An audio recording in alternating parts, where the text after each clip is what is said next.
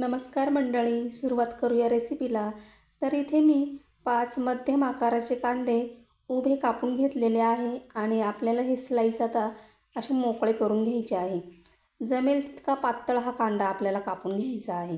तर आता तुम्ही बघू शकता छान असा स्लाईस मोकळे झालेले आहे. आता याच्यामध्ये इथे आपल्याला अर्धा चमचा इतकं मीठ टाकायचं आहे आणि मीठ हे आपल्याला पूर्ण कांद्याला व्यवस्थित असं चोळून घ्यायचं आहे. जर तुम्ही माझ्या चॅनलवर नवीन असाल तर प्लीज चॅनलला सबस्क्राईब करा. आणि आता आपल्याला हा कांदा 5 मिनिटांसाठी असाच ठेवायचा आहे.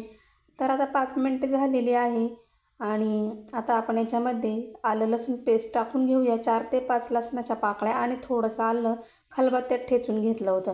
अर्धा चमचा धने देखील मी खलबत्त्यामध्ये ठेचून घेतलेले आहे.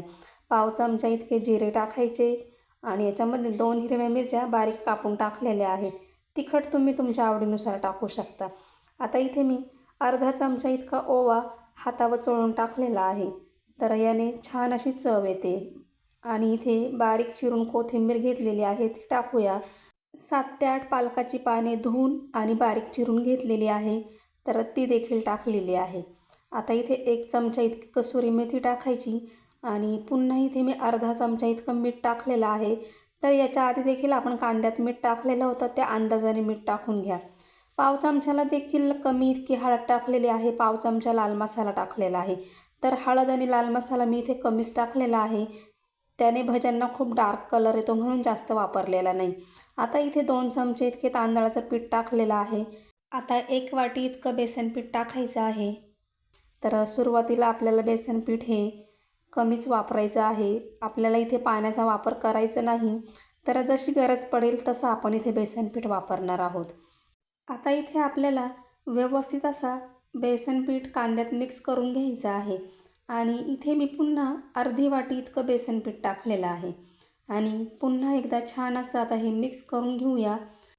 तर चॅनलवर मी बऱ्याच नवीन नवीन प्रकारच्या रेसिपी टाकत राहते, तर तुम्ही नक्की बघत जा आणि तुम्ही छान असा सपोर्ट देखील करत आहात मला. तर अशा प्रकारे आपलं पीठ तयार झालेलं आहे.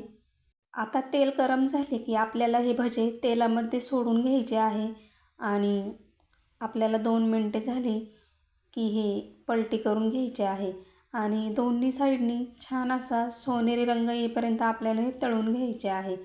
तर तुम्ही बघू शकता छान असा कलर देखील आलेला आहे आणि मस्त असे कुरकुरीत देखील झालेले आहे.